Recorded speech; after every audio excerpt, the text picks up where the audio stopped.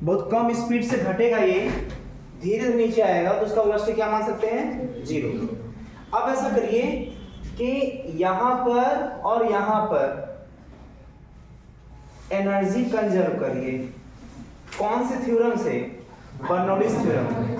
बताइए यहां आप एनर्जी कंजर्व करेंगे तो यहां पर प्रेशर क्या होगा, यहां पर जस्ट अंदर प्रेशर क्या होगा, जस्ट अंदर प्रेशर यहाँ P0 है, तो देखिए P0 प्लस एच रो जी जस्ट अंदर प्रेशर होगा, या क्या P प्लस क्या क्या होता है एनर्जी में, टोटल एनर्जी क्या क्या होता है, एच रो जी हो गया प्लस हाफ रो। देखिए जब यहाँ 0 है तो पूरे कंटेनर में वेलोसिटी 0 होगा सबका, जब यहीं से घट रहा है 0 वेलोसिटी से, यहाँ पर भी तो वेलोसिटी 0 होगा। कब, जस्ट ओरिफिस के पहले की बात कर रहे हैं, बाद की नहीं, बाद में तो फिर वो वेलोसिटी वही फाइंड करना है। जस्ट पहले वाला वेलोसिटी, क्योंकि इसी के हाइट के चेंजिंग पर rate of change of position with respect to time, यही वेलोसिटी कहलाता है। तो इसका जो rate of change of position इसका है वो जल्दी घटेगा नहीं, इसलिए तो 0 है ये, तो अंदर वेलोसिटी क्या होगा, 0। तो हाफ रो 0 का स्क्वायर प्लस क्या बचा, तो यहीं पर रेफरेंस मान लीजिए, यहीं पर पोटेंशियल 0 मान लीजिए। यहाँ पर क्या लिखेंगे, यहाँ लिख दिए, यहाँ पर क्या लिखेंगे बताइए, यहाँ पर P0 क्योंकि एटमॉस्फेयर के टच में आ गया, plus half rho v square plus यहीं पर रेफरेंस माने हैं, ये कौन सा 0 है, एच रो जी वाला 0 है, ये 0। अब बताइए यहाँ से P0 से P0 कैंसिल, रो से रो कैंसिल, बताइए v से क्या आ गया, रूट में 2g। अच्छा ये h कैपिटल L है, तो ये h है, तो ये कैपिटल H हो जाएगा, रूट 2gh। बताइए वही रिजल्ट मिल रहा है क्या जो हम लोग पहले ये माने थे कि कंपेरेबल होगा, तो ये रिजल्ट मिला था। पहले क्या माने थे कि दोनों कंपेरेबल होगा, तो ये रिजल्ट मिला था। कितने इक्वेशन सॉल्व करके, 2। कौन कौन से थ्योरम से 2 इक्वेशन क्रिएट हुआ था, एक बर्नौलीज थ्योरम से, दूसरा इक्वेशन ऑफ कंटिन्यूटी से। दोनों थ्योरम से 2 इक्वेशन क्रिएट किए थे और उसी को सॉल्व किए थे, तो ये रिजल्ट मिला था। और बाकी दूसरा हम ऐसे भी इसके अप्रोच कर सकते हैं। अच्छा यही अप्रोच इसके पहले भी ले रहे थे, याद होगा आज के लेक्चर में स्टार्टिंग में इसे सॉल्व करने के लिए अप्रोच यही वाला ले रहे थे। दिक्कत क्या आया था, उस वेलोसिटी को सेम इसलिए मान लिए थे क्योंकि एरिया ज्यादा होने की वजह से लगभग प्रेशर अंदर बाहर का ज्यादा डिफरेंस नहीं आ रहा था। प्रेशर कब चेंज होता है, जब वर्टिकली हम लोग मूव करेंगे, एच रो जी, ये प्रेशर कब चेंजिंग आता है, जब वर्टिकली मूव करेंगे। जब यहाँ पर बात करेंगे तो लेवल देखी है, यहाँ पर क्या अंतर है, यहाँ पूरा पैक्ड है और इसके हाइट पर इसका प्रेशर डिपेंड करेगा, इसलिए यहाँ प्रेशर बदला है। अच्छा ये अप्रोच क्यों ले रहे हैं, इसका रीजन है कि जो दूसरा हम क्वेश्चन देने जा रहे हैं ये तभी आप सॉल्व कर पाते जब हम ये अप्रोच लेते। ये क्वेश्चन है, इसमें लिक्विड का डेंसिटी ρ1 है और इसमें लिक्विड का डेंसिटी ρ2 है, यहां पर ओरिफिस है, यहां वेलोसिटी पूछ रहे हैं, ठीक। उस अप्रोच से आप नहीं ला पाते, क्यों, दिक्कत क्या होता, अगर ये वाला अप्रोच लगाते तो कंफ्यूजन ये आता कि जो पोटेंशियल एनर्जी लिखते हम लोग वो कैसे लिख पाते, यहां पर 2 सेगमेंट अलग अलग हो गए।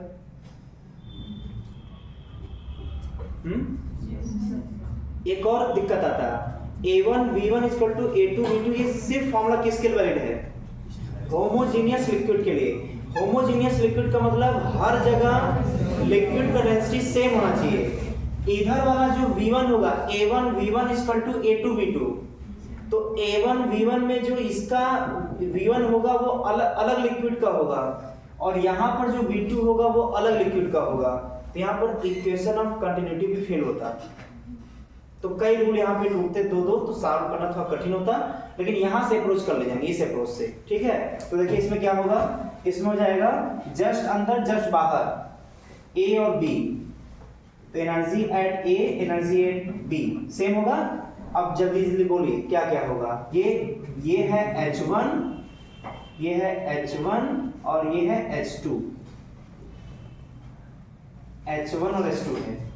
अब देखिए क्या आएगा, तो पहला टर्म क्या कुछ भी लिखिए इसमें, बताइए क्या रेफरेंस न्यूक्लियर है, तो पहला अंदर बाहर यहाँ पर प्रेशर, बताइए प्रेशर यहाँ पर क्या क्या होगा, यहाँ प्रेशर क्या होगा, यहाँ पर क्या होगा P0 प्लस इसके कारण जो प्रेशर आएगा वो आ जाएगा ρ1 G H1, और इसके वजह से जो प्रेशर आएगा यहाँ पर इसकी वजह से वो आ जाएगा प्लस ρ2 G H2, ये आ गया प्रेशर। ठीक, दूसरा क्या लिखते हैं, हाफ रो बी स्क्वायर, क्या लिखते हैं, तो हाफ रो जीरो का स्क्वायर, क्योंकि ये अभी भी अंदर ही है, ये किस कंडीशन के हम लोग सॉल्व कर रहे हैं, ए बहुत बड़ा है स्मॉल ए से। ठीक, तो यहाँ वेलोसिटी भी जीरो हो गया, तो दो एनर्जी लिख ली, तीसरा एनर्जी कौन सा होगा, एनर्जी पर वॉल्यूम क्या होगा, रेफरेंस लाइन होने की वजह से जीरो। बताइए इस साइड यहाँ देखिए प्रेशर क्या होगा, वो बाहर आ चुका है तो एटमॉस्फेयर के टच में आ गया, तो प्रेशर कितना होगा P0 प्लस हाफ रो, यही वेलोसिटी निकालना है। ठीक है, अच्छा ये किसका डेंसिटी होगा, कौन सा लिक्विड बाहर निकल रहा है, ρ2 वाला, जो लिक्विड बाहर निकला उसका डेंसिटी क्या है, ρ2 है, तो यहाँ ρ2 हो जाएगा प्लस ρgh, सेम हाइट पर है तो ρgh 0। अब देखिए यहाँ से ये कैंसिल होगा, और देखिए वेलोसिटी डायरेक्ट यहाँ से लिख सकते हैं, रूट में g common ρ1 H1 plus ρ2 H2 divided by ρ2। ठीक, नोट कर लीजिए, ये नीट का एक्सट्रीमम है, मतलब इससे ऊपर वो सोच भी नहीं सकता, ये एक्सट्रीम पोजीशन है, नीट में पूछने का चांस बहुत कम है ऐसे क्वेश्चन पूछने का। हाँ, कैलकुलेशन मिस्टेक हो सकता है, बताइए कोई दिक्कत कहीं, हाँ हाँ समझ रहे हैं, कोई दिक्कत तो कोई आएगा, क्या हुआ हाथ भी आ जाएगा ना, ठीक ठीक।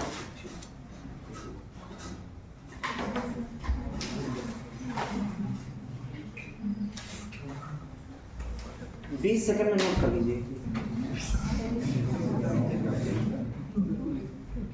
ये नहीं नोट करना है ना, ये तो हो गया ना, तो नोट करना है। चलिए 40 सेकंड फास्ट।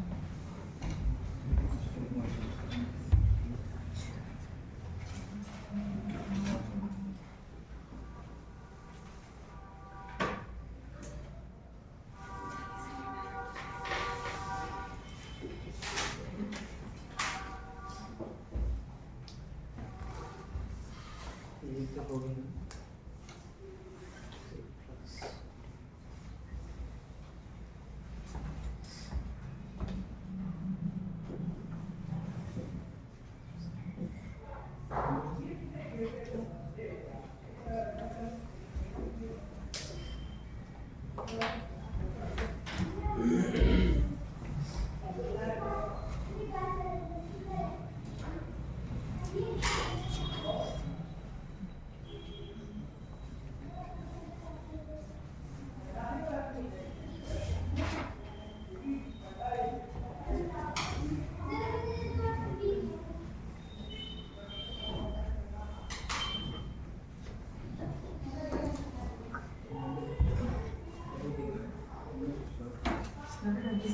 ये आंसर नोट कर लीजिए,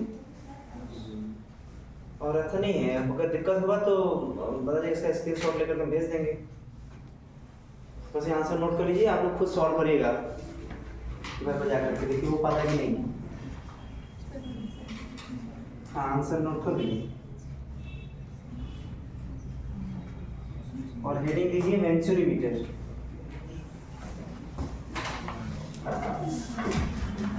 ठीक है,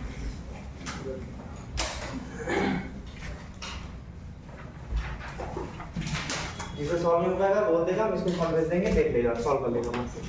देखिए नेक्स्ट, वेंचुरीमीटर ये एक इंस्ट्रूमेंट है जिसका हम लोग यूज करते हैं, जैसे आपको याद होगा पिछले टाइम पे इक्वेशन ऑफ कंटिन्यूटी का यूज कहाँ पर बोल रहे थे। मान लेते हैं कि किसी एक जगह से वाटर सप्लाई हो रहा है, ठीक, और उसको जितना हम वाटर सप्लाई कर रहे हैं वो 2 घरों में जा रहा है, तो जितना सप्लाई कर रहे हैं उतना यहाँ पे पहुंचना भी चाहिए। कभी कभी क्या होता है कि कहीं से लीकेज भी हो सकता है वाटर का।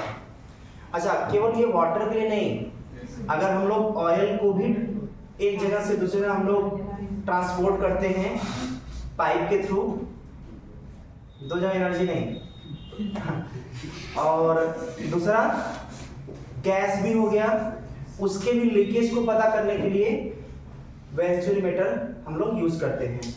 वेंचुरीमीटर क्या वैल्यू ला कर देता है, rate of flow of fluid.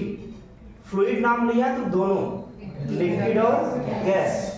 तो वेंचुरीमीटर पहली बार वेंचुरीमीटर क्या कैलकुलेट करता है, rate of flow of fluid. Fluid में गैस भी आएगा और पहला चीज। दूसरा, ये कौन से थ्योरम पर बेस्ड होता है, तो माहौल इसमें किसका चल रहा है, Bernoulli's theorem.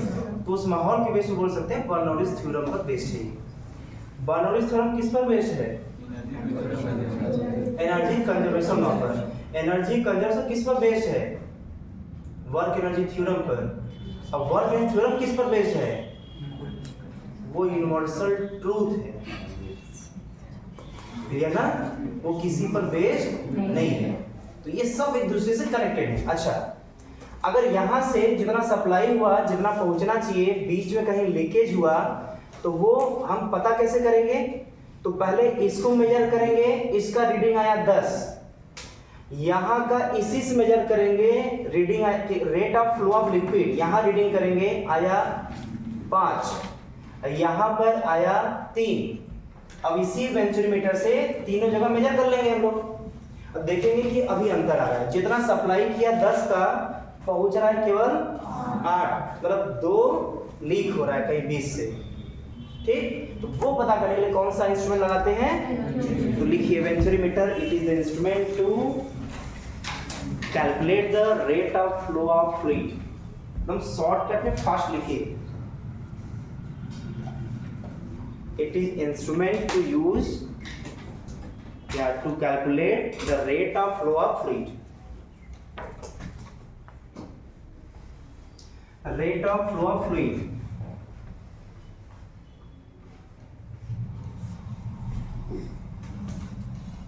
It works on the principle of Bernoulli's theorem, it works on the principle of Bernoulli's theorem।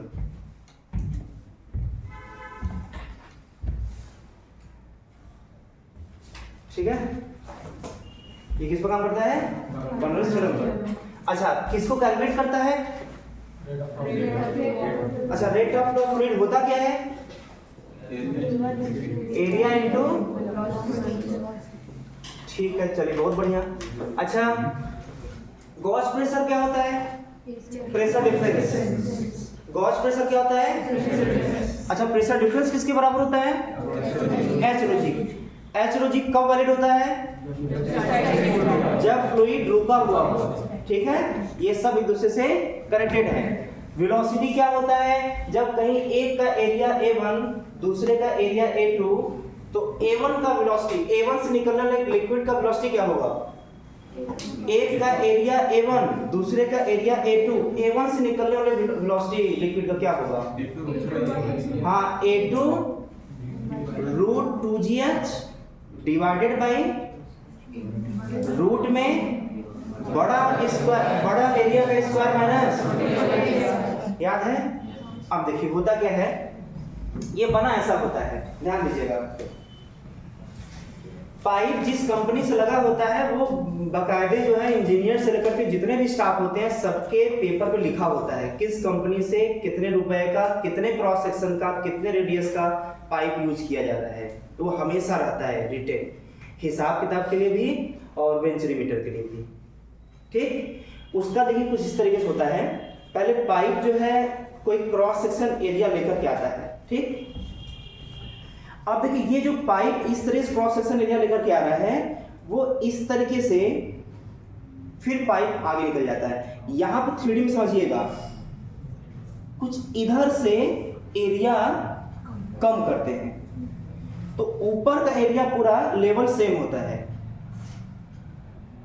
उसी को मैं ऐसे दिखा रहा हूं हवा में। देखिए ये क्रॉस सेक्शन एरिया है यहीं, अब यहां पर एरिया कम कर देगा, यहाँ एरिया कम, फिर उसके बाद अच्छा किस तरीके से हम अगर जैसे देखिए ये पाइप है, इधर से एरिया कम किया है, इस साइड से एरिया कम नहीं किया है, मतलब उसको जो है कंप्रेस नहीं किया है, समझिएगा। इससे जो है हमें यहाँ समझ में आसानी होगा। तो इधर से एरिया कम, लेकिन इधर साइड से एरिया लेवल वही रहेगा। इसको 3D में हम लोग ऐसे बनाते हैं। ये प्रैक्टिकली जो है आप बुक में देखेंगे तो हमेशा कंफ्यूज रहेंगे, क्योंकि बुक में ऐसे दिया रहता है। अब वेंचुरीमीटर का जो डायग्राम बनता है वो ऐसा बनता है।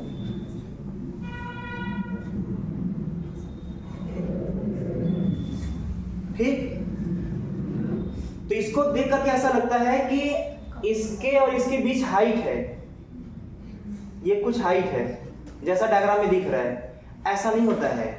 ये हाइट जो है इधर है, लेकिन इधर सेम है 3D में, तो हम लोग इधर से मेजर करते हैं। तो ये जो यहाँ पर जो ट्यूब लगाएंगे और जो यहाँ पर ट्यूब लगाएंगे, ये दोनों का लेवल सेम ही है।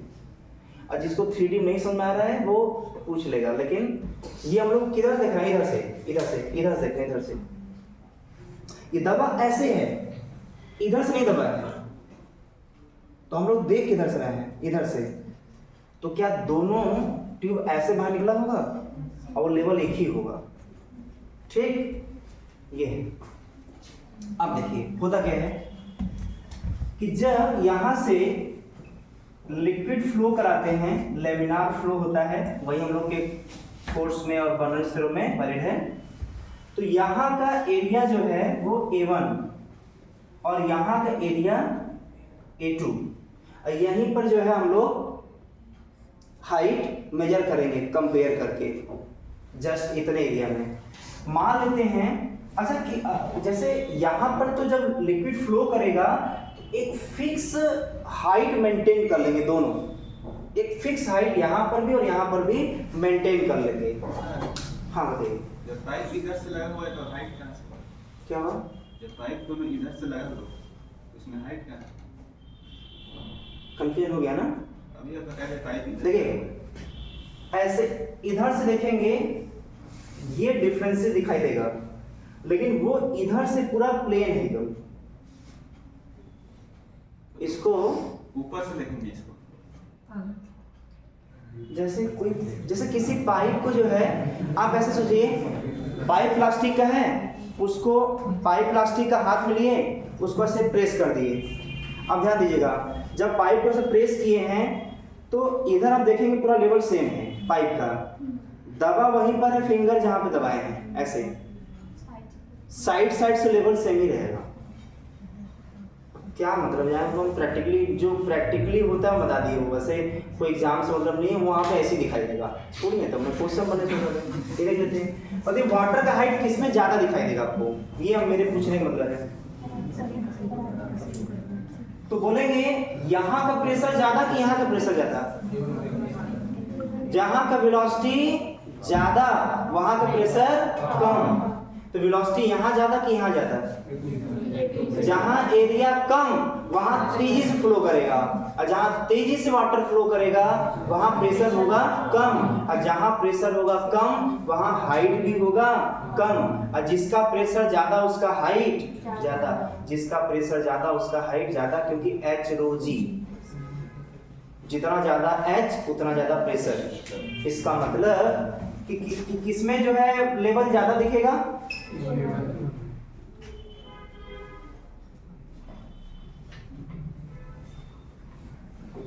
ये H1 हाइट पर है, नहीं भाई ये H1 है और ये H2 है, ठीक है। अच्छा, इसका प्रेशर यहाँ पर P1, यहाँ पर प्रेशर P2, कौन ज्यादा? P1 ज्यादा होगा P2 से। क्यों?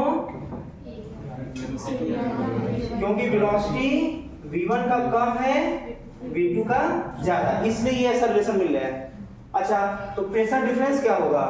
ज्यादा माइनस कम, देखिए P1 माइनस P2, ठीक है, ये आ गया pressure difference, Gauss pressure. Gauss pressure किसके बराबर? H रो जी। मतलब यहाँ पे H रो जी जो होगा वो क्या होगा? तो H होता है वाटर लेवल का डिफरेंस, ठीक है। तो यहाँ पे वाटर लेवल का डिफरेंस क्या होगा?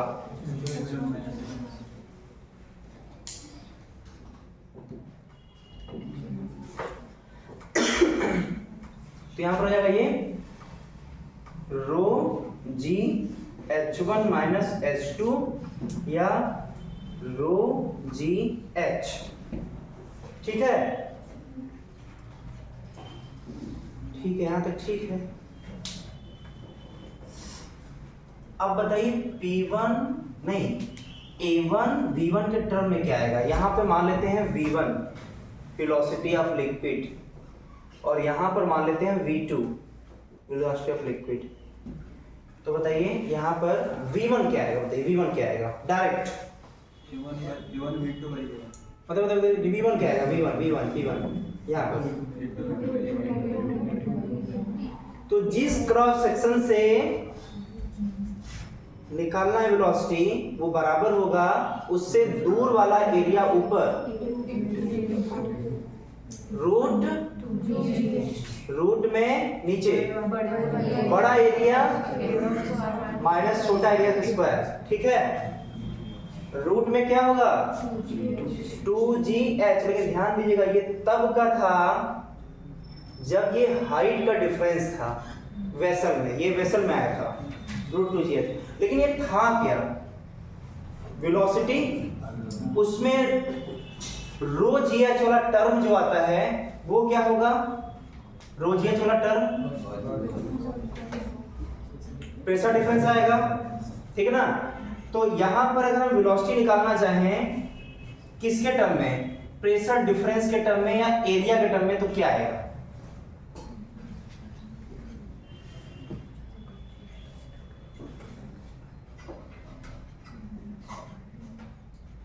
सॉल्व भी कर सकते हैं, सॉल्व कर लीजिए। देखिए यहां पर जो है हम यहीं पर बर्नौली थ्योरम लगा रहे हैं इसी लेवल पर, ठीक है। यहां पर A और यहां पर B दो जगह बर्नौली थ्योरम लगा रहे हैं। एनर्जी एट A ये बराबर होगा एनर्जी एट B। अगर वहां कंफ्यूजन हो रहा है तो आप बेसिक से एक बार सॉल्व कर लीजिए, फिर बाद में रिजल्ट याद कर लीजिएगा। ये सही है, यहाँ पे एनर्जी कंजर्व करा सकते हैं। चलिए यहाँ बताइए पहला हाइट का डिफरेंस है क्या? हाइट का डिफरेंस A और B में, A और B पे एनर्जी कंजर्व करा रहा है, हाइट डिफरेंस है क्या? नहीं। इसका मतलब यहाँ पर भी पोटेंशियल एनर्जी और यहाँ पर भी पोटेंशियल एनर्जी कैंसिल आउट होगा, वो तो हटा देंगे।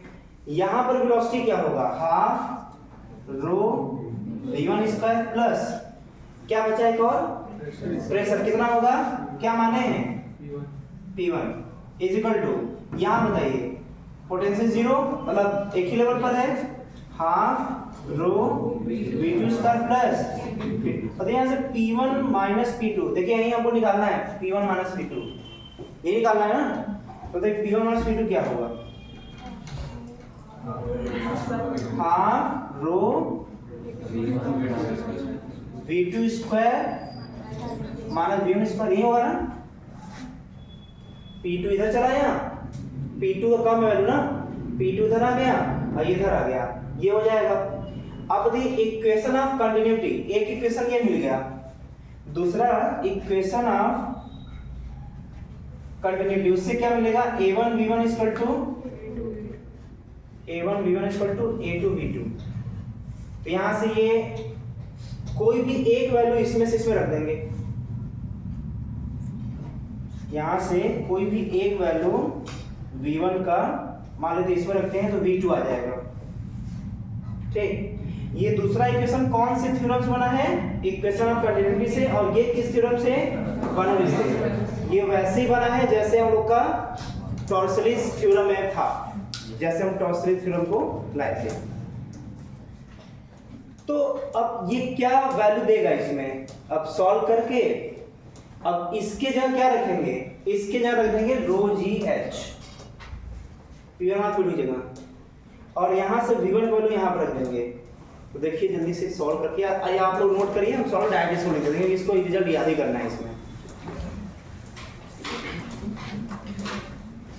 इतना नोट करिए, फिर हम डायरेक्ट इसका रिजल्ट लिख देते हैं, वो याद कर लीजिएगा।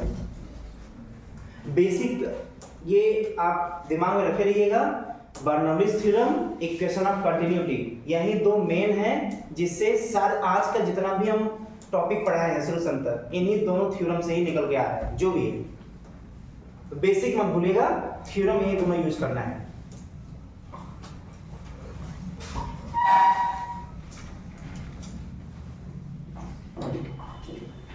बेसिक ये है कि बर्नौलीज थ्योरम और इक्वेशन ऑफ कंटिन्यूटी, इन्हीं दोनों से हर एक रिजल्ट आएगा।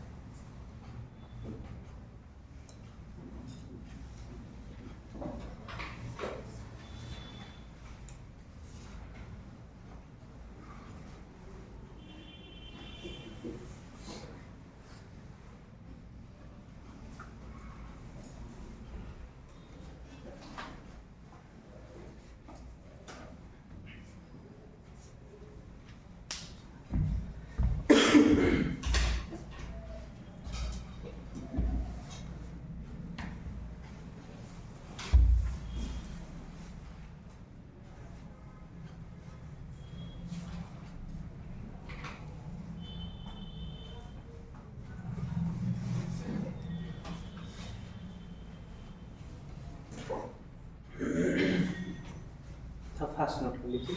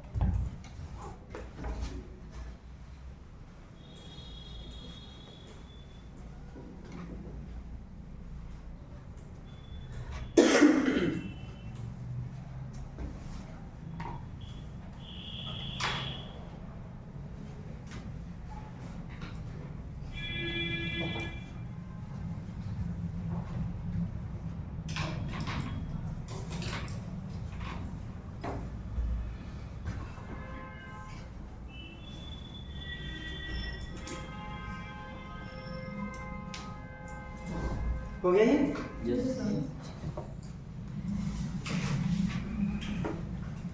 अब देखिए इसमें तो सुनना है ध्यान से। तब देखिए इसमें हम लोग इसका जब क्वेश्चन करवाए थे तो कैपिटल ए और स्मॉल ए माने थे, यहाँ पर A1 और A2 मान लिया गया, ठीक।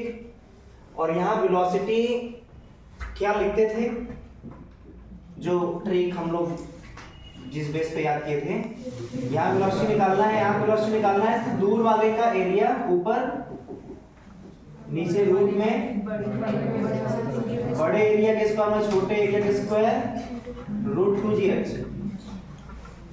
देखिए इसके रिजल्ट में और इसके रिजल्ट में कोई फर्क नहीं है।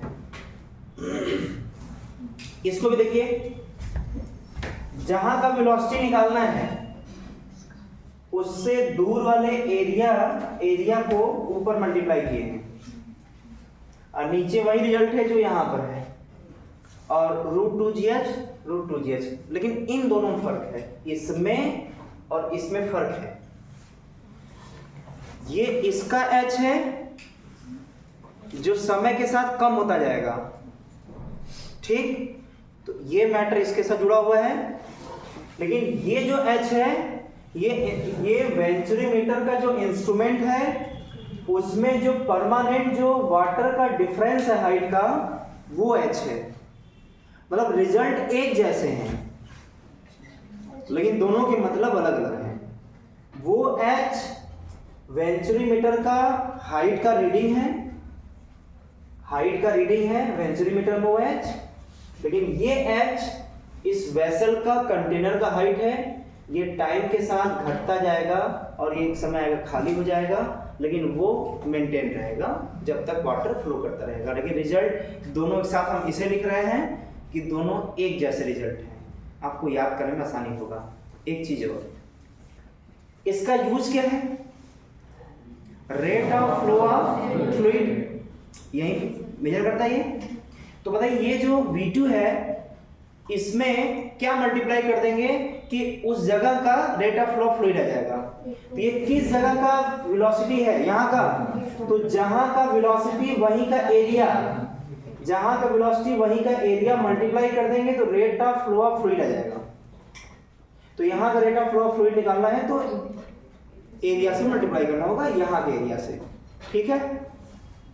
तो फाइनली इसमें जो पूरा लिख लिया आप लोग ना, तो देखिए फाइनली जो ये वेंचुरीमीटर जिसको रीड करेगा वो ये है,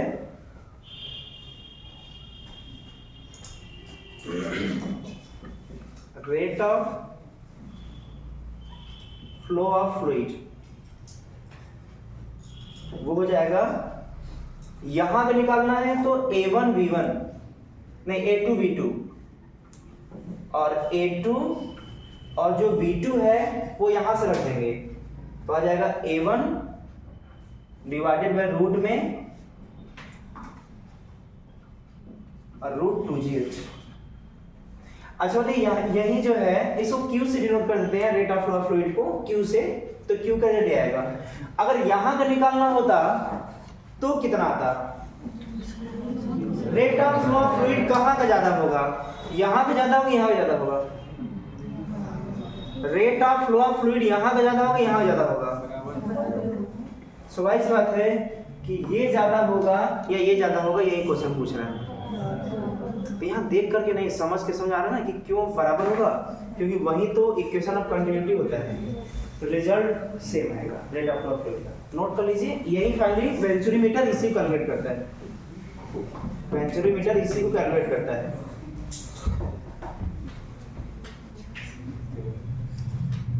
मेडिकल में शायद कभी नहीं आया है, कभी नहीं आया है।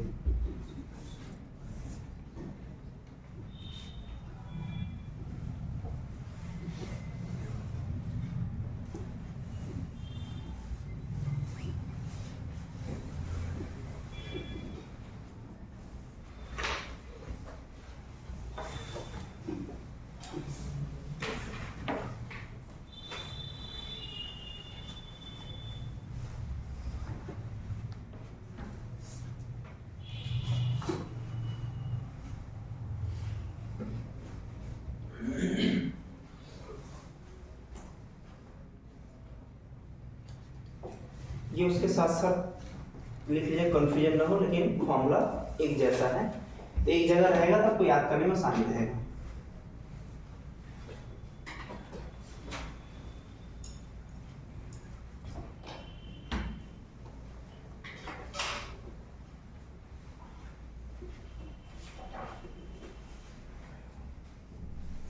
ये एच को लिख लिया ना, ये जो स्मॉल एच है ये क्या है, रीडिंग ऑफ वेंचुरीमीटर। कौन सा रीडिंग, जो हाइट का डिफरेंस है वो ये दे देगा आपको क्वेश्चन में, लिख लीजिएगा।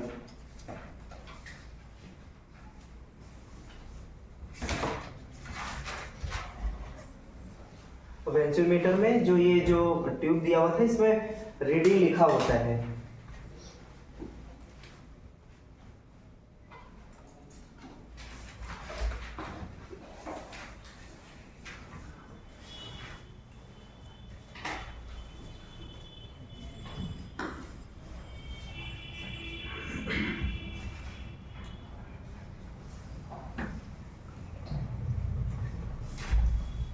अब एक क्वेश्चन इसलिए प्रैक्टिस नहीं करवा रहे हैं इस पर, क्योंकि क्वेश्चन देंगे भी तो आपको ढूंढना पड़ेगा कि अच्छा ये दिया है, ये दिया है, ये दिया है, ये दिया है, ये पूछ रहा है, बस इतना ही तक दिमाग चलाना है।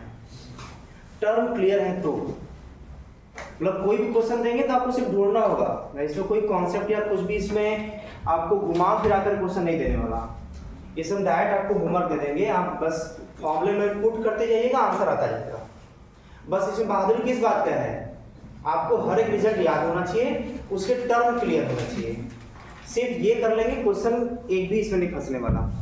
ठीक, तो एक आता है पीटॉट आता है, ठीक, जैसे वेंचुरीमीटर है वैसे पीटॉट होता है। वो क्या यूज कर, वो कहाँ पे यूज करते हैं, जैसे हम लोग जब एरोप्लेन में स्पीड पता करना होता है एरोप्लेन का कि कितनी स्पीड से चल रहा है, तो वहाँ पर हम पीटॉट यूज करते हैं।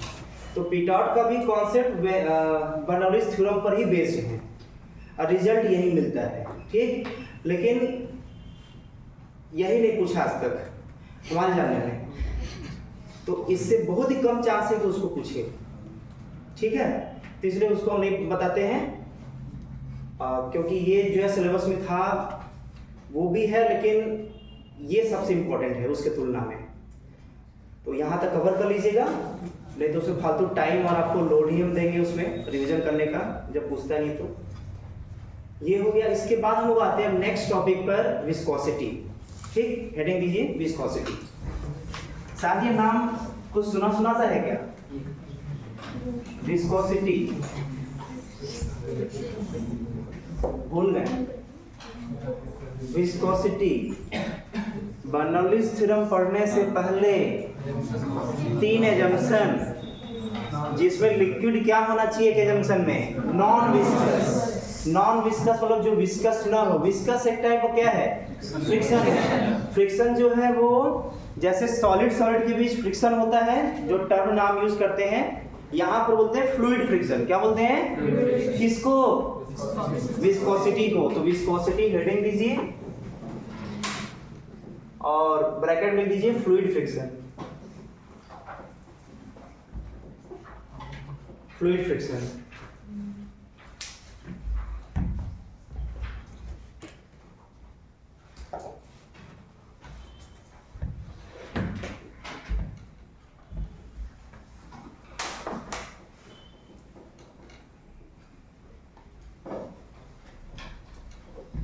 हो गया। इसका डेफिनेशन क्या होगा, तो फ्रिक्शन का क्या डेफिनेशन हुआ करता था, कुछ उसी टाइप का यहाँ भी होगा। वो सरफेस का नेचर ऐसा होता है जिस पर फ्रिक्शन डिपेंड करता है ना। जैसे स्मूथ रहेगा या कम रफ कम रहेगा तो कम फ्रिक्शन लगेगा, ज्यादा रफ होगा तो ज्यादा फ्रिक्शन लगेगा। कुछ ऐसा ही कॉन्सेप्ट है। ज्यादा फ्रिक्शन कम फ्रिक्शन किस पर डिपेंड कर रहा था, उनके रिलेटिव मोशन पर, कि जब रिलेटिव मोशन होगा तभी फ्रिक्शन क्रिएट होगा।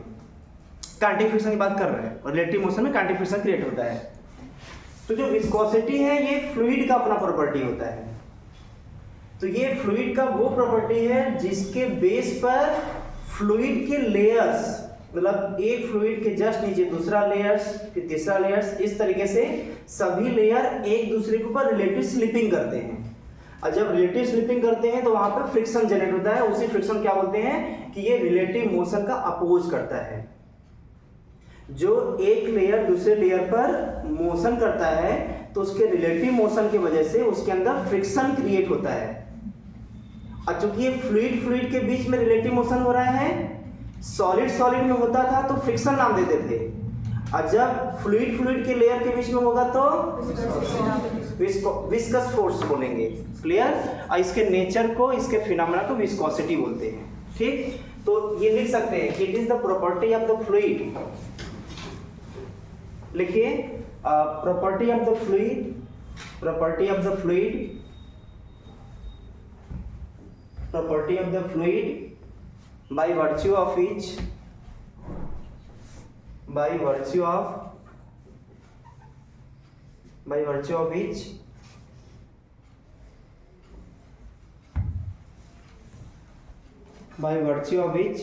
one layer of the liquid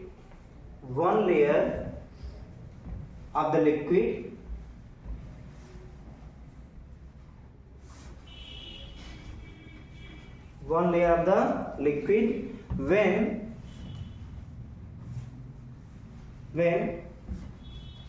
move on another adjacent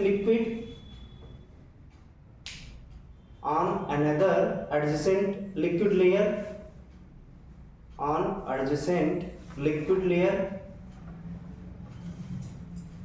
then viscosity opposes. Viscosity नहीं, viscous force opposes the relative motion. Viscous force opposes the relative motion.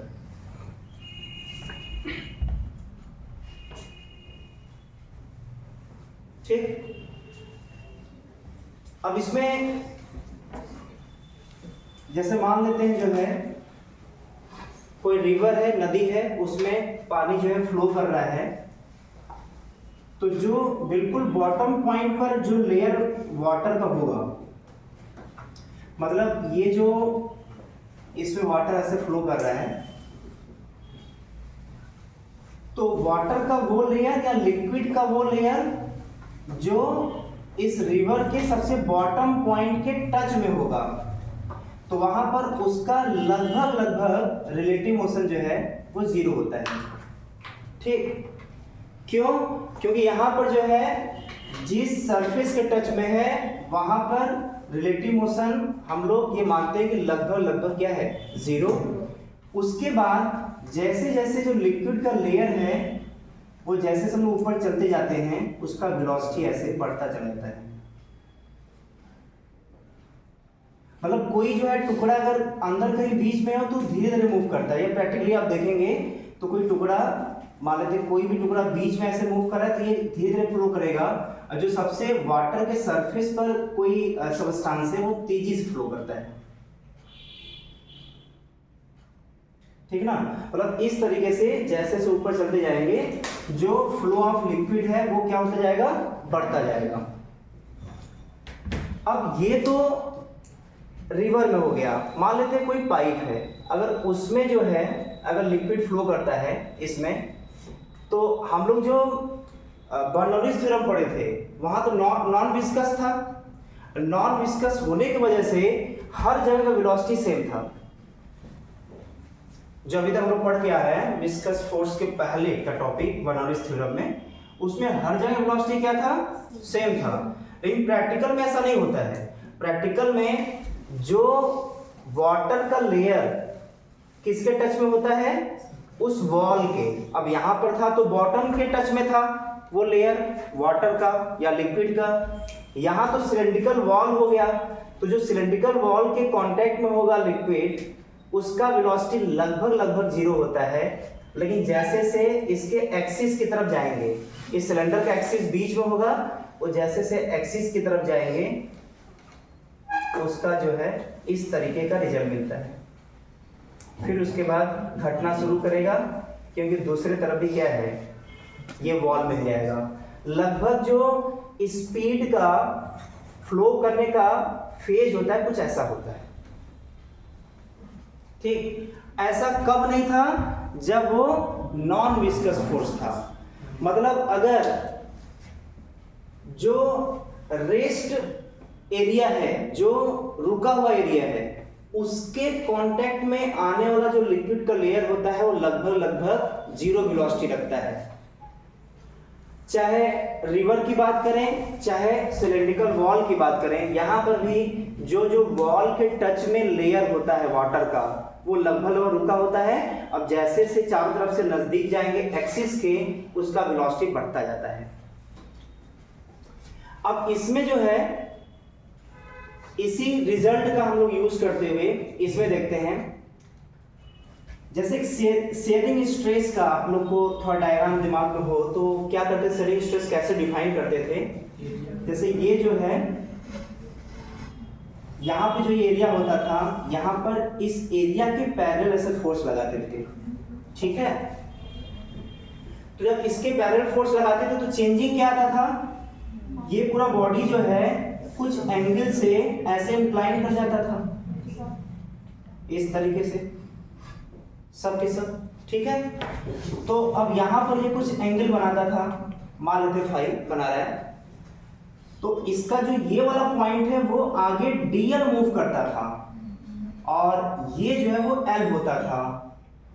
तो sharing stress का coefficient जो modulus value था, जिसको हम लोग मान लेते हैं एटा से नोट कर रहे हैं, तो क्या कैसे डिफाइन करते थे इसको? जो मॉडुलस कांस्टेंट आता था शेयरिंग स्ट्रेस के केस में, वो क्या होता था? फोर्स अपॉन एरिया, ठीक, या आगे stress divided by strain. Strain क्या होता था? dl बाई l, यही होता था।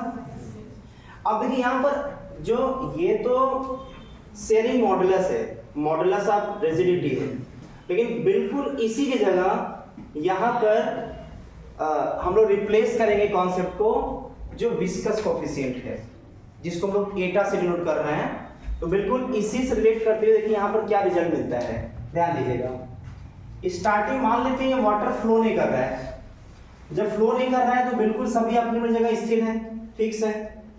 अब जैसे यहाँ पर वाटर फ्लो करता है तो दिखता क्या है, मिलता क्या है कि जो सबसे ऊपर जो फ्री सरफेस वाला है वो सबसे अधिक वेलोसिटी जाता है, और जैसे से नीचे आ रहे हैं वैसे उसका वेलोसिटी क्या होता है, कम होता है। और यहाँ पर ये मान सकते हैं कि चल ही रहा है।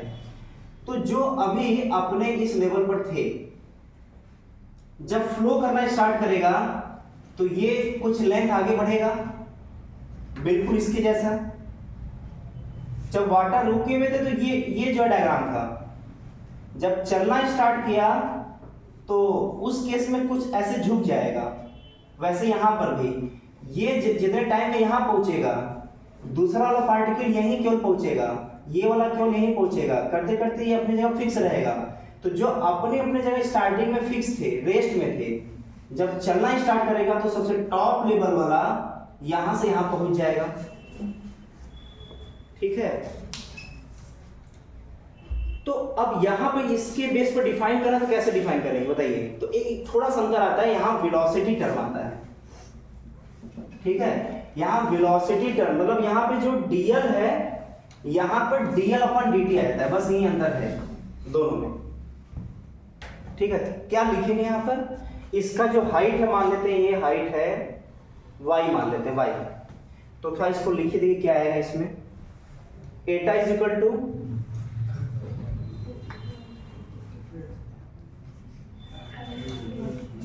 Force upon area. लेकिन ये फोर्स कहां पर लग रहा है, उसी से रिलेट करिए, इसी से, इसके सरफेस से फोर्स लग रही है, तो फोर्स अपॉन एरिया इनटू, अब देखिए जो dl होता था जो नीचे, अब उसका जगह यहां पर कौन लेगा, dv नहीं, velocity dl upon dt v, और यहां पर क्या हो जाएगा l क्या था यहां पर, ये हाइट था, यहां पर क्या जगह ले लिया y क्या है, इसके बॉटम पॉइंट से जो फ्री सरफेस लिक्विड का है उनके बीच का हाइट, ठीक है। अब यहाँ से अगर हम फोर्स निकालना चाहें तो फोर्स कितना आएगा, यहाँ से फोर्स आएगा F is equal to Etah A V by Y, या एटा कांस्टेंट हो गया, ए भी जो गिवन होगा उसका एरिया वो ए हो जाएगा v बाई वाई। ये जो v बाई वाई है इसे बोलते हैं वेलोसिटी ग्रेडियंट। Velocity gradient. अच्छा, यहाँ पर जो है इसका कुछ एग्जाम्पल के लिए हम लोग रिवर में कुछ इस तरीके से हम प्रैक्टिकल करते हैं। क्या, जैसे रिवर का सबसे बॉटम पॉइंट है और ऐसे इस तरीके से वाटर जो है फ्लो कर रहा है, और यहाँ पर जो है कोई प्लेट रख दिया वाटर के ऊपर, ठीक, वाटर जो फ्लो कर रहा है उसके ऊपर प्लेट रख दिया, तो प्लेट जो है यहाँ पर उसके साथ साथ फ्लो करेगा। जो रिवर का सबसे टॉप लेवल का लेवल होगा, सरफेस होगा, वो जिस वेलोसिटी से फ्लो करेगा उसी वेलोसिटी से ये भी फ्लो करेगा जो प्लेट रखे हुए हैं। ये तो रुका हुआ है, ये तो बॉटम पॉइंट है। तो यहाँ पर जब जो प्लेट आगे मूव कर रहा है, मान लेते हैं वो v वेलोसिटी से मूव कर रहा है, ये वही वेलोसिटी है जो यहाँ लिक्विड के वेलोसिटी v दिए थे, तो ये हो जाएगा v वेलोसिटी से प्लेट का मोशन, और वो बॉटम से कितने हाइट पर है, y। तो जो वेलोसिटी ऑफ प्लेट होगा और जो y से डिवाइड करेंगे तो ये क्या दे देगा इसमें, वेलोसिटी ग्रेडियंट। पहला चीज तो ये, ठीक। दूसरा, इसके वेलोसिटी के आने के वजह से ही विस्कस फोर्स जनरेट होगा जो F है, जो आपको याद करना है, F is equal to Etah A V by Y. ये तो क्लियर है। V क्या होगा, velocity of the top surface, velocity of, और उसके ऊपर कोई प्लेट रख दिया तो उस प्लेट का वेलोसिटी होगा ये, और ये क्या होगा, y क्या होगा, जो बॉटम पॉइंट है उसका, उससे जो प्लेट रखा हुआ है उसका हाइट हो गया y। a क्या होगा, तो a होगा, अब यही टर्म क्लियर करने के लिए हम प्लेट का एग्जांपल लिए थे। a क्या होगा, इसी को क्लियर करने के लिए प्लेट का एग्जांपल लिए थे, ये होगा area of the plate, area of plate, ठीक है। ये हो गया a। अब क्या बचा एटा, ये जो है ये कांस्टेंट टर्म है, कोफिशिएंट ऑफ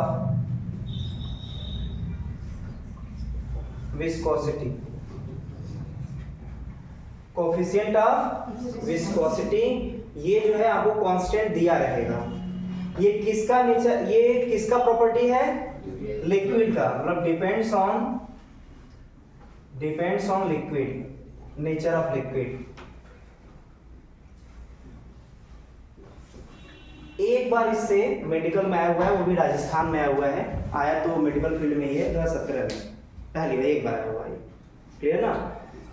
तो वो भी बड़ा बहुत ही सिंपल आया हुआ है, बस एक बार आप समझ लीजिए इसका क्या टर्मिनोलॉजी, क्या कैसे मतलब है, और केवल फॉर्मूले में पुट करना पड़ेगा वैल्यू बस। एटा क्या है, कोफिशिएंट ऑफ विस्कोसिटी। ए क्या है, एरिया उस प्लेट का जिसको उस सरफेस पर रखे हुए हैं, वाटर सरफेस पर या कोई भी लिक्विड सरफेस के ऊपर रखे हैं, उसका एरिया ए है। वी है उसी प्लेट का वेलोसिटी, वाई है बॉटम पॉइंट से उस प्लेट का हाइट। अच्छा, फोर्स का यूनिट क्या होगा, न्यूटन, या उसको एसआई में KG metre per second square कर सकते हैं। एरिया का मीटर स्क्वायर, वेलोसिटी का metre per second, Y height है तो क्या हो जाएगा मीटर। तो यदि यहाँ से एटा एफ लिखेंगे तो क्या लिखेंगे, नहीं एटा लिखेंगे तो क्या लिखेंगे, यहाँ से तो जाएगा F Y divided by A B. अब देखिए यहाँ पे ध्यान दीजिएगा, हम इसका एसआई यूनिट निकालने जा रहे हैं, इसका एसआई यूनिट क्या होगा, तो देखिए फोर्स का होगा KG metre per second square into metre divided by, ये क्या होगा मीटर स्क्वायर, और ये क्या होगा मीटर पर सेकंड। देखिए metre metre metre square cancel, ये सेकंड स्क्वायर नीचे जाएगा, ये सेकंड ऊपर जाएगा, वो भी है कैंसिल, बचा इसमें केजी पर मीटर, और ये सेकंड नीचे गया है, फिर ऊपर जाएगा पर सेकंड। तो कोफिशिएंट ऑफ विस्कोसिटी का यूनिट क्या होगा? केजी पर मीटर पर सेकंड, और ये बराबर होगा 1 डेकाप्लॉइज। 1 डेकाप्लॉइज, डेका मतलब 10 होता है, डेका मतलब क्या होगा? 10, और प्लॉइज जो है वो इसका यूनिट होता है। प्लॉइज कोफिशिएंट ऑफ विस्कोसिटी का यूनिट होता है सीजीएस में। मतलब सीजीएस यूनिट ऑफ एटा वो होता है प्लॉइज, और एसआई यूनिट ऑफ एटा होता है केजी पर मीटर पर सेकेंड। ठीक, अब देखिए इसमें, इसको ध्यान दीजिए, केजी में इसको सीजीएस में, सीजीएस में इसको बोलिए, सीजीएस में केजी क्या होगा? 1000 ग्राम। ठीक है, सेकेंड सीजीएस में कितना होगा? सही रहेगा। मीटर का क्या होगा? 100 सेंटीमीटर। अच्छा, 100 सेंटीमीटर को चूंकि -1 लिखा हुआ है तो नीचे चला आएगा, तो ये हो गया 1000 डिवाइडेड बाय 100 सेंटीमीटर, नीचे डिवाइड करेंगे तो 1000 में 100 से डिवाइड करेंगे कितना आएगा? 10। तो देखिए ये आ जाएगा 10 ग्राम, 10 ग्राम सेंटीमीटर इनवर्स, और इसी को बोलते हैं, देखिए ये यही है सीजीएस में, सीजीएस में इसका यूनिट है प्लॉइज। प्लॉइज को ही लिख सकते हैं gram centimetre inverse second inverse. तो क्या यहाँ पे 10, ये पूरा प्लॉइज आ गया, तो 10 प्लॉइज, और 10 को बोल सकते हैं हम लोग डेका, तो डेका प्लॉइज।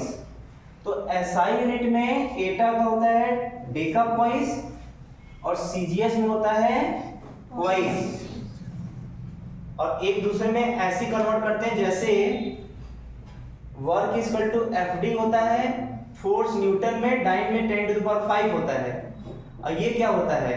1 मीटर, सीजीएस होता है 10⁵, जोड़ते हैं तो होता है 10⁷, ये होता है अर्ग, ये होता है सीजीएस में, और ये होता है न्यूटन मीटर एसआई में, जिसको जूल बोलते हैं। तो एसआई को सीजीएस में बदलने के लिए जब हर एक वैल्यू को रखते हैं तो यही रिजल्ट मिलता है। तो जैसे एसआई को सीजीएस में बदले हैं, वैसे ही हम लोग एसआई को सीजीएस में बदले हैं, तो ये है। तो कभी भी एक यूनिट को दूसरे में कन्वर्ट करते हैं तो सभी एसआई को सीजीएस में कन्वर्ट करते हैं। ठीक है ना? तो यहाँ पर जो है आप लोग पहले नोट कर लीजिए, फिर एक बार दोबारा बता देते हैं इसको। पहले पूरा जो है नोट कर लीजिए।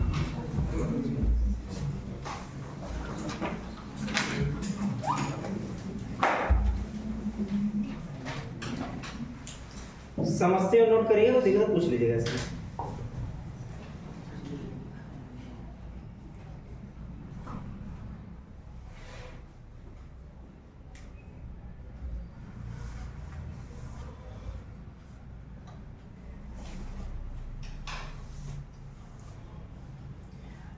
ये जो भी हम बोले हैं, ये याद हो चाहे ना याद हो, ये रिजल्ट याद होना चाहिए आपको।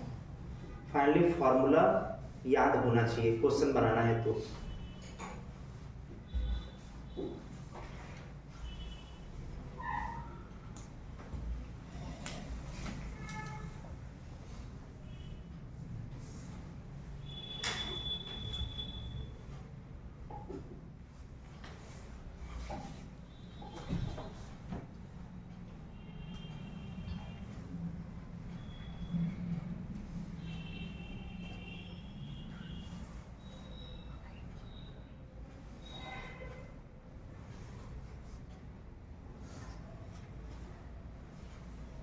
किसका क्लास है?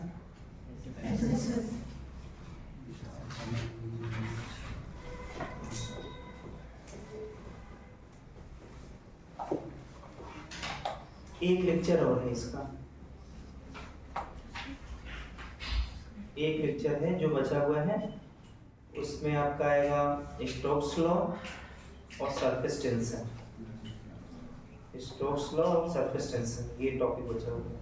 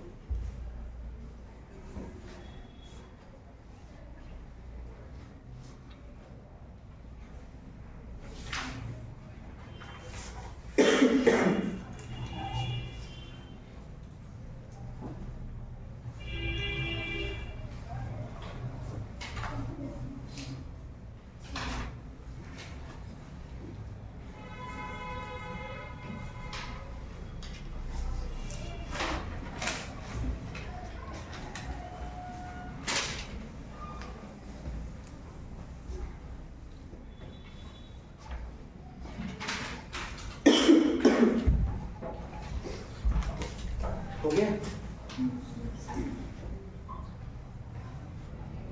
कोफिशिएंट ऑफ विस्कोसिटी का SI यूनिट होगा क्वाइस और SI यूनिट होगा डेकापोइस। जब भी वैल्यू पुट करके क्वेश्चन सॉल्व करते समय डेकापोइस ही रखेंगे, क्वाइस रखेंगे, आंसर गलत आएगा। सबसे अच्छा कंफ्यूजन ना हो उसके लिए आप केजी पर मीटर पर सेकंड को ही यूज करिएगा, ज्यादा सही है। SI यूनिट में ही हम लोग सॉल्व करेंगे तो एटा का वैल्यू किस में रखेंगे, केजी पर मीटर पर सेकंड। इसको ध्यान देना, तो फिर क्वेश्चन का आंसर गलत आएगा आपका, इसको ध्यान दे रहिएगा।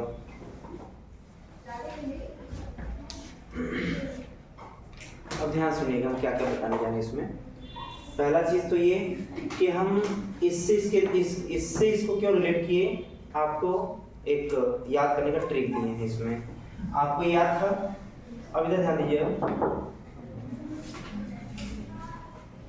इधर देखिए, इसमें इसको क्या बोलते हैं, मॉडुलस ऑफ रिजिडिटी, लेकिन यहाँ पे इसको क्या बोलते हैं,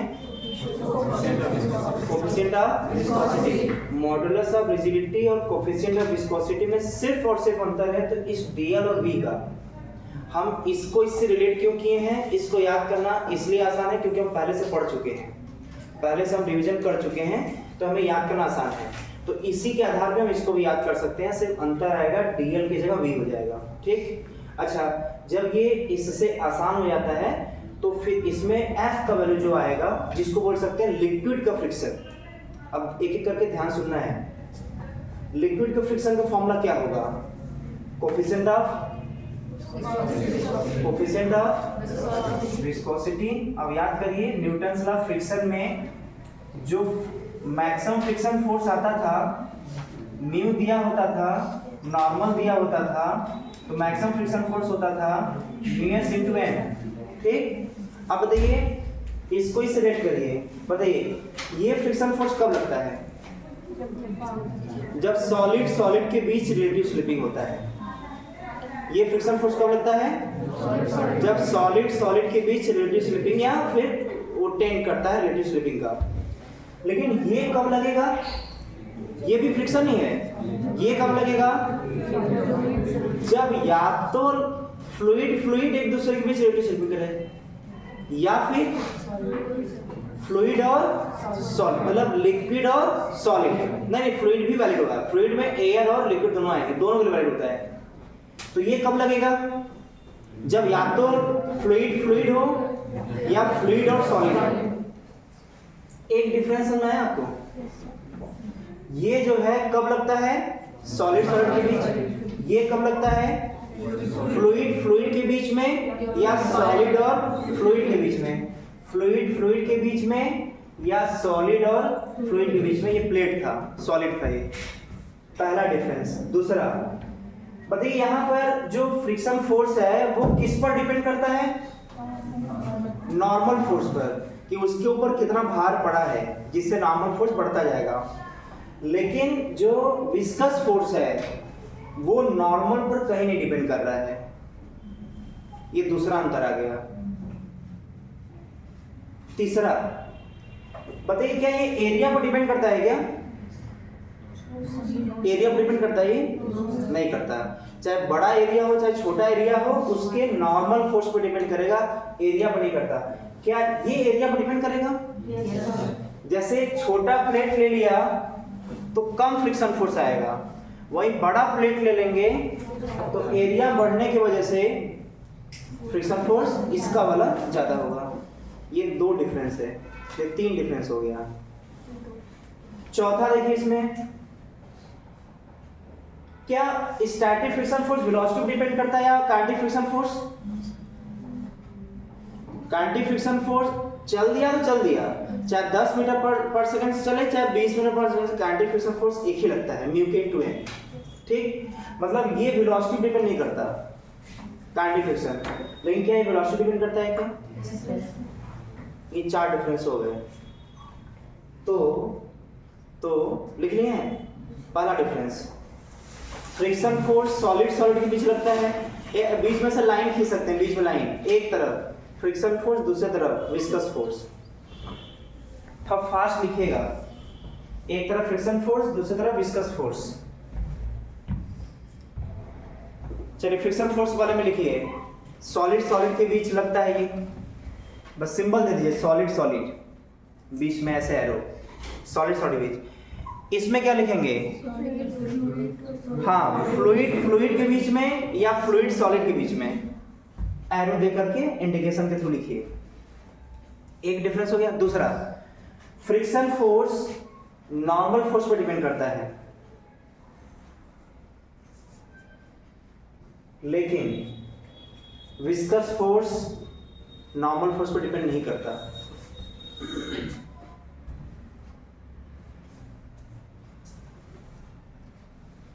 ठीक है। तीसरा डिफरेंस, जो फ्रिक्शन फोर्स है वो वेलोसिटी पर डिपेंड नहीं करता है। फ्रिक्शन फोर्स वेलोसिटी पर डिपेंड नहीं करता।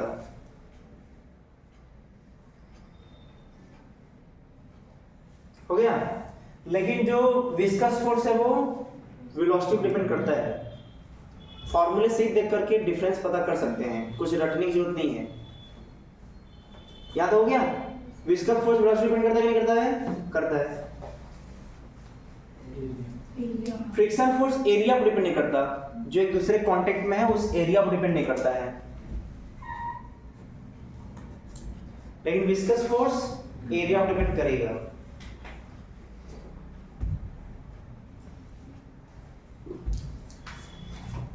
हो गया?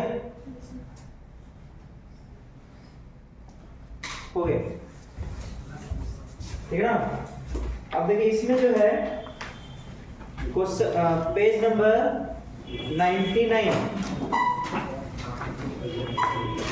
नहीं, पेज नंबर 101, पेज नंबर 101। अच्छा, बैग में से निकालना भी है अभी, जल्दी। पेज नंबर 101 में क्वेश्चन नंबर 11।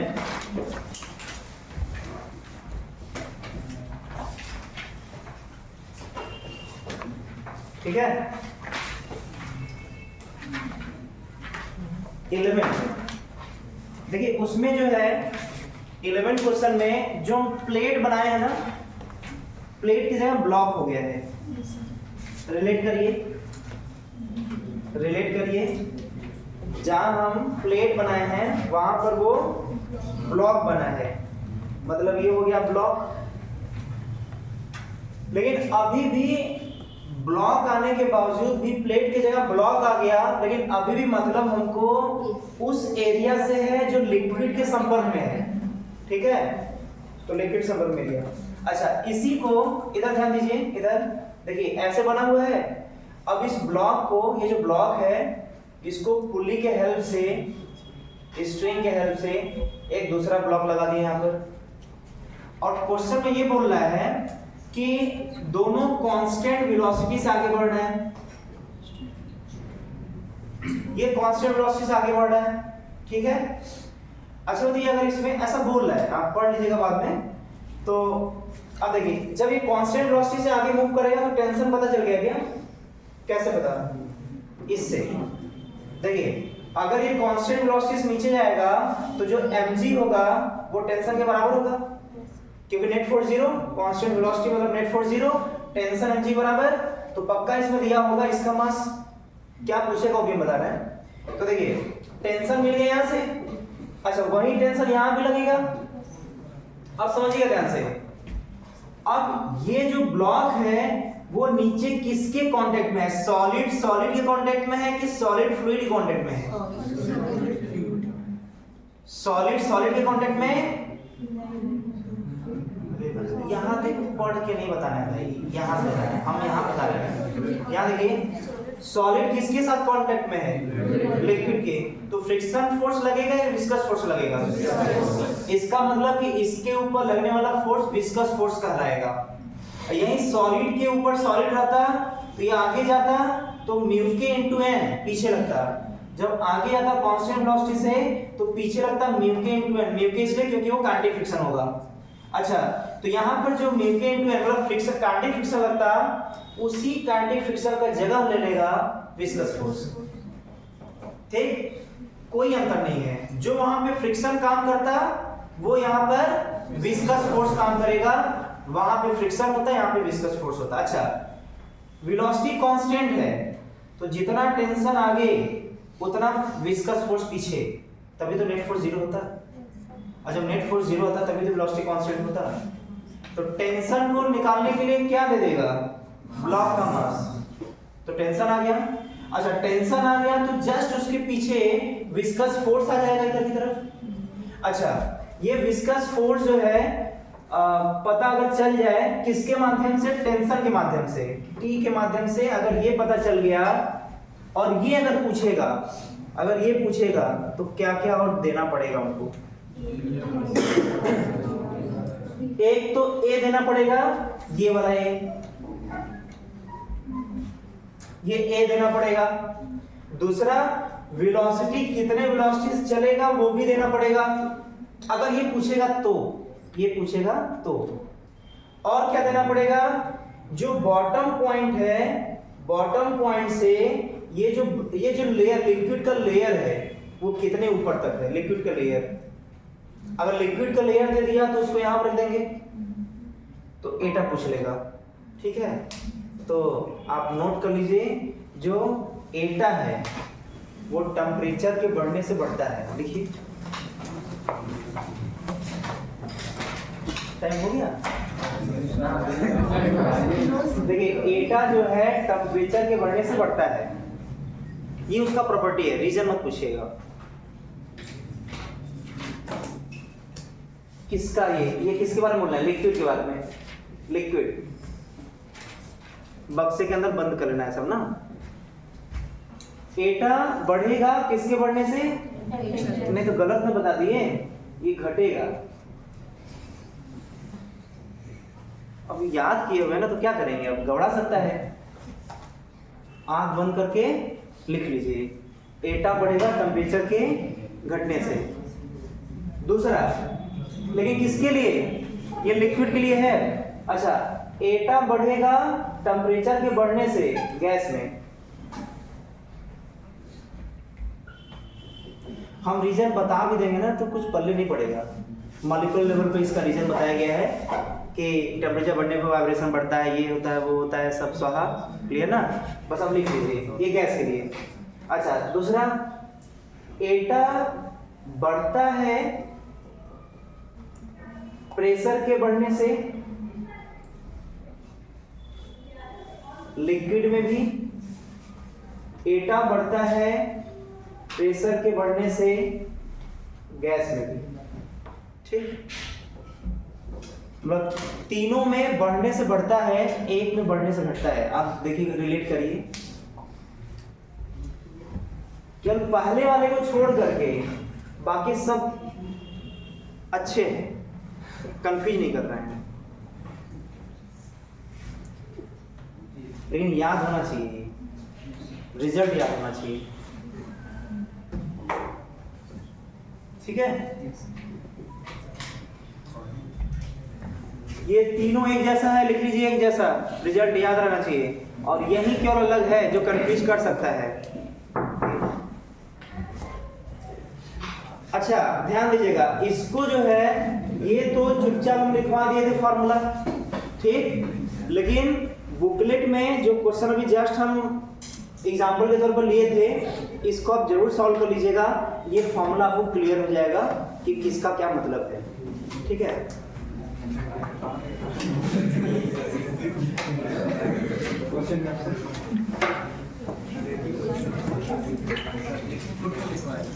हाँ, इस बार जो है फर्स्ट क्वेश्चन तानिया जो है, आप क्लैपिंग करिए इसमें से।